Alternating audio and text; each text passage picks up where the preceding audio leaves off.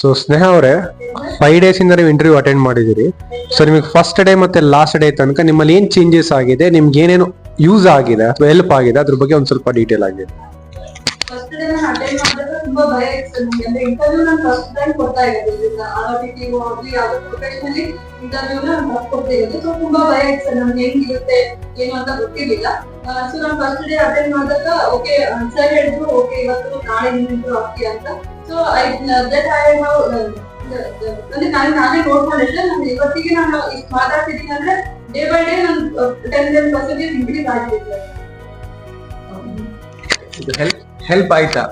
ತುಂಬಾ ಹೆಲ್ಪ್ ಆಗುತ್ತೆ. ನಮ್ಗೆ ಗೊತ್ತಿರಲಿಲ್ಲ ಅಂದ್ರೆ ಫಸ್ಟ್ ಟೈಮ್ಸ್ ಮಾಡ್ತಿದ್ದಾರೆ ಅಂತ ನನ್ನ ಫ್ರೆಂಡ್ ಸಜೆಸ್ಟ್ ಮಾಡಿದ್ರು. ಸರ್ ಈ ಟೈಮ್ಸ್ ಅಲ್ಲಿ ಇಂಟರ್ವ್ಯೂ ಮಾಕ್ ಇಂಟರ್ವ್ಯೂ ಅಂದ್ರೆ ಇದು it will be benefit for you ಅಂತ. ಸೊ ನಾನು ಅದನ್ನ ತಗೊಂಡು ಅಟೆಂಡ್ ಮಾಡಿದ್ದೆ. It will be very helpful for me to face my real interview. ಮುಂದೆ ಸ್ಟೂಡೆಂಟ್ಸ್ ರೆಫರ್ ಹೇಳ್ತೀರಾ? ಖಂಡಿತವಾಗಿ ನಾನು ಹೇಳ್ತಿದ್ದೆ, ಯಾಕಂದ್ರೆ ನನಗೆ ಪರ್ಸನಲಿ ನಾನು ಎಕ್ಸ್ಪೀರಿಯನ್ಸ್ ಮಾಡಿದ್ದೀನಿ. ಸೊ ನಾನು ನನ್ನ ಫ್ರೆಂಡ್ಗೆ ಜೂನಿಯರ್ಸ್ ನಾನು ರೆಫರ್ ಮಾಡ್ತೀನಿ. Thank you Sneha, thank you, all the best. ಚೆನ್ನಾಗಿ ಮಾಡಿ ಇಂಟರ್ವ್ಯೂ. ಓಕೆ.